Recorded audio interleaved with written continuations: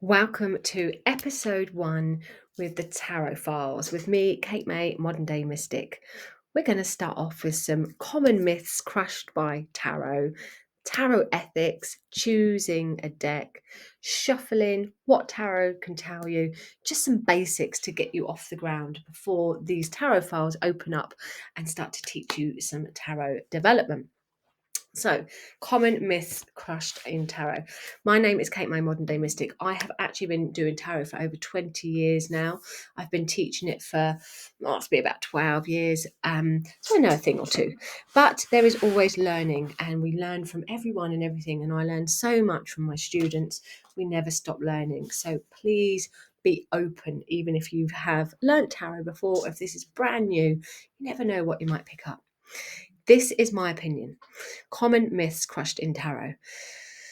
You have your own cards bought for you. You have to have your own cards bought for you. That's a big myth. No, you don't. You can choose your cards without any difference being made to the reading. I've had cards gifted to me. I've had cards bought to me, and it makes. And I've bought my own cards. It's made so no difference at all. In fact, I feel the cards that I've actually chosen myself have got a deeper connection because I'm choosing the deck that I'm realigning with. So for some of you, you may buy into that myth. For some of you, that might work for you, depending on your mind. But it is a myth. And you do not need to have your cards bought for you. If you haven't got any cards, don't wait for someone to buy them. You can go and choose your own deck. The death card means you're going to die. No, it doesn't. The death card means a change is coming, bringing an ending, but not necessary to a person. There would have to be a lot of other cards around for that to be just the death of a person, but it isn't something that we would openly talk about. It's certainly not ethically approved, so we don't go down that road. Even if you did think that somebody was going to die, what help is that going to be? You wouldn't say it. I have had to clean up readings in the past where they've been told XYZ is going to die. It hasn't happened, so we don't talk about death in that way. And the death card is not to be frightened about. It might be the end of a divorce, it could be the end of a job, it could be a house move. There's many reasons when the death card comes up. It's to do with an ending, it's to do with a change. It will lead to a new beginning, but it doesn't mean a new beginning. It means an ending of some kind. Another myth: you have to read reversals to be a good reader. No, you don't. I do read reversals, and it does add another layer to your readings, but you certainly don't need to read reversals to be very good. There are cards that will have a very similar meaning. The cards and the energy and the spirit know what it is that you want to deliver. If you don't read reversals, they're going to still deliver the same message in the way of the things that you do work with. It always works for everyone. No, it doesn't. As everything, sometimes the energy just isn't there. A person might not be able to be read. They might not take what you're saying. You might not be in alignment with them. There could be a million reasons why it doesn't connect. And this is why it's good to have another tarot reader or psychic cards on hand so you can say to them, look, it's just not working for me and you. Here's another person, try them. I personally would never charge anyone that I couldn't read. You get a few minutes, 5 minutes, you will know straight away if that energy's there or energy's not, particularly if they're saying no to a lot of questions at the beginning or a lot of cards that are being pulled. You know very quickly if the energy's not there. There's no point in trying to flog a dead horse. There's no point in trying to go around the houses. Don't blame your client, don't blame you. It is what it is. Just accept that and move it all on. Tarot is not for everybody.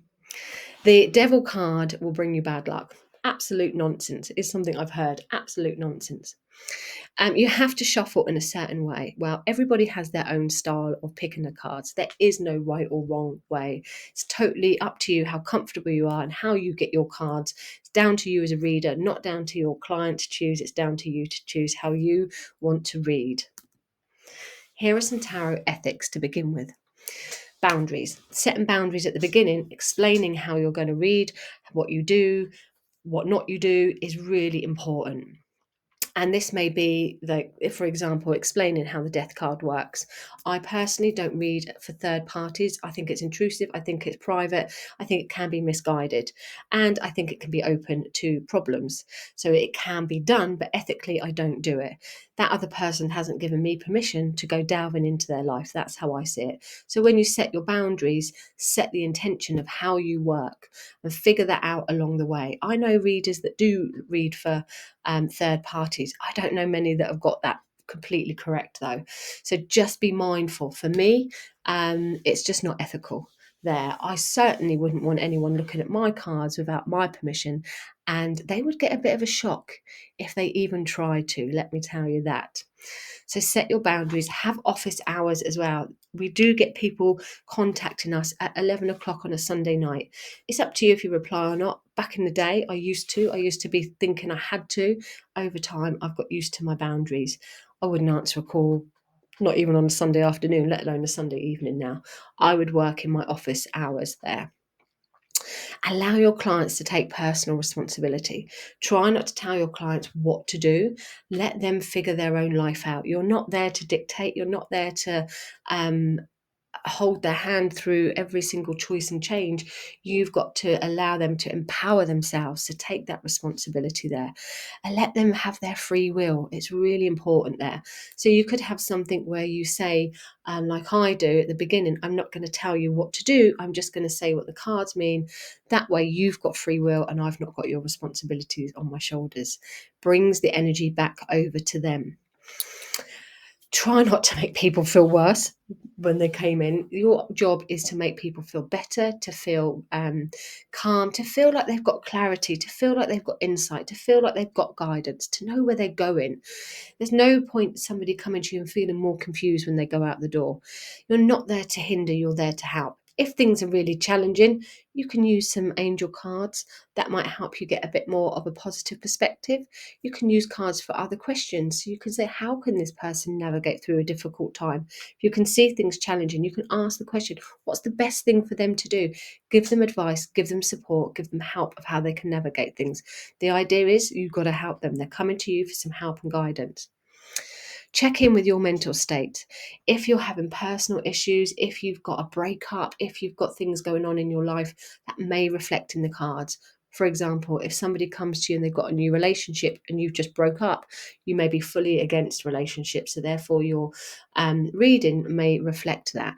So unless you can completely detach when you're going through emotional things, take a little bit of a break. Certainly if you've got mental health problems, try and not work until your mind, your body, and your soul is in a very good space to be able to navigate other people's energies so that you don't take on their energy as well. Understand the power of offloading your own energies, boundaries as well, not taking their stuff home with them, but make sure that you check in with your mental and physical being as well. Be extra careful when it comes to predictions and what you say. Some people do take things literal. I've had clients come back to me and say, you said this, you said that. And I've thought, no, surely I wouldn't have said this. And then when I've questioned it and said, you sure, blah, blah, blah, they said, well, actually, this is what it was. This is what it is. And it's always a little bit different to what they hear. So be careful with predictions, and sometimes there's a fine line between predictions and people's wishes, and experience it tells you what that is. So you've got to be careful that you're not predicting their wishes and you're not picking up just what they're thinking, what they're feeling, but you're actually picking up the true destiny of where their soul is going there, and that takes a little bit of time to navigate. So try not to go too far into predictions and wanting to be cool with predictions there until you're more experienced or you've got a definite this is right and you've had proof that these things do come about for you. Choosing a deck. You can buy any deck. There are millions to choose from now. It's going to be better that you choose one that connects to you. You're going to learn more that. Have more than one deck at a time. It's really good to have a couple on the go. So when you're doing a reading, if there are more questions that need to be asked, you need more insight, you can grab the other deck without spoiling the one that you've got, and you can lay them on the top there. Doesn't matter if it's the same or different, as long as you understand the meaning. Choose decks that suit your personality. You really are going to be able to connect, and you're most likely to learn from it. If you're interested in the witchy things, you might choose a witchy deck. If you're interested in pagan, you might choose a pagan deck. If you're interested in cats, you might choose a cat deck. So go for things that you resonate with, because that's where the fun comes in, and that's where your deeper connection and learning. You are your own strong energy, so you can charge things yourself. Your energy is your vibe. So when we have people come in to charge this, or to energize this, to clear this energy, actually the energy should be starting with yourself. You can charge your own tools, your own cards, your own room with your personal prayers, your intentions, all from the heart.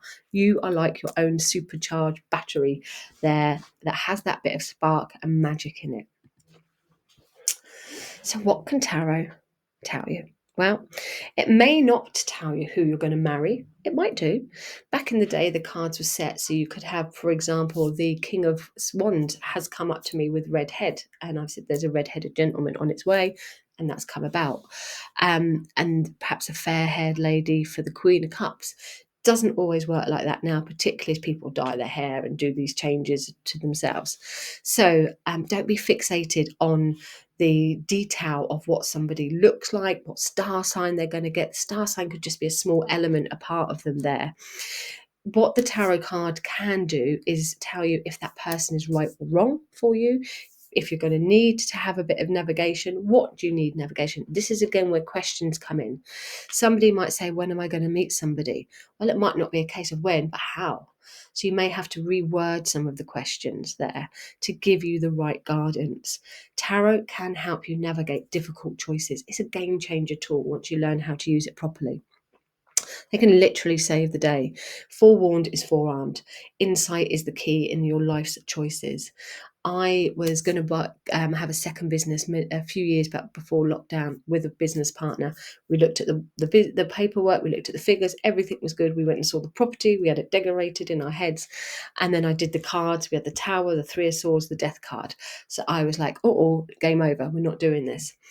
And she was like, but, it all worked well. No, it's something going to go wrong. 6 months later, lockdown came in. We would have lost a hell of a lot of money. We probably would have fallen out as well with the stress of it all. The cards can give you information like that to say, yes, something's going to work out, or no, it's not. Now, we still had to go through that change. We still had to go through the Tower, the shock of lockdown. We still had to go through the Three of Swords. And we still had the Death card. We still had an ending because she ended up not working with me anymore.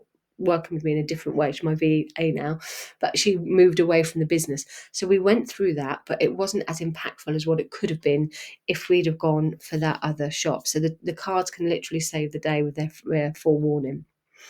Certainly rewording questions is helpful. So get the confidence to be able to say to a client, let's just ask this question, let's just ask that question, and we'll reword. It's not always a black and white answer. Health, financial questions can be looked into, but remember, we're often not doctors or financial advisors. So I would always recommend that they go and see the doctor or get some health advice or get some financial advice. So just be careful on the advice that you give. Absolutely, it can help you make the right choices and personal situations, gain insight. Just going back to the health one, I do know of somebody who was told perhaps you need to go to the doctors, came up in the cards. They weren't going to go, they went and they were diagnosed. They were all right from that. So it really can be helpful. They can absolutely be used in manifesting energies on altars or in feng shui positions. I know I use it daily. The Ace of Pentacles, for example, can go into the southeast area, which is your money.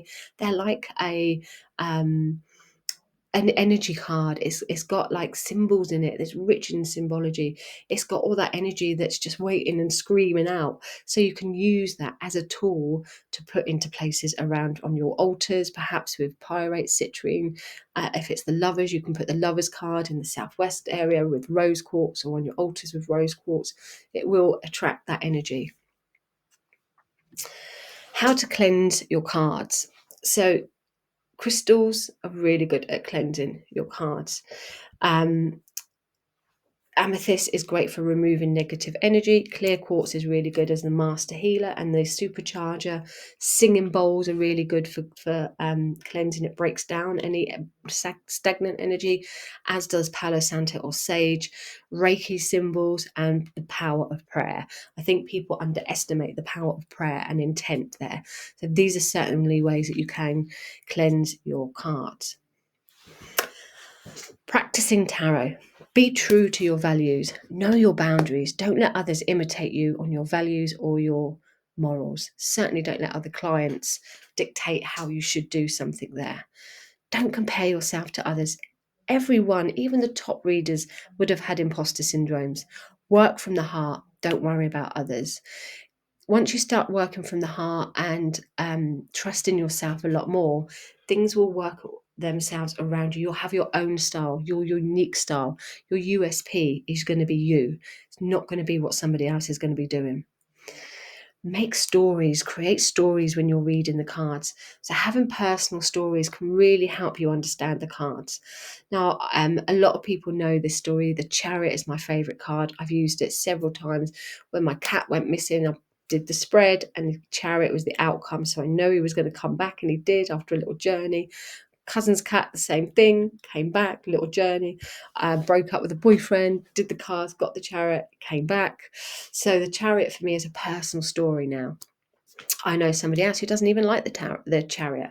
So it's going to be different for everyone. But working with little stories is really helpful for you to get a connection to the card. And with that, you can pick a card in the morning. I would suggest not looking at it, going about your day. Don't let the subconscious energy fill in. And that's what will happen if you look at it.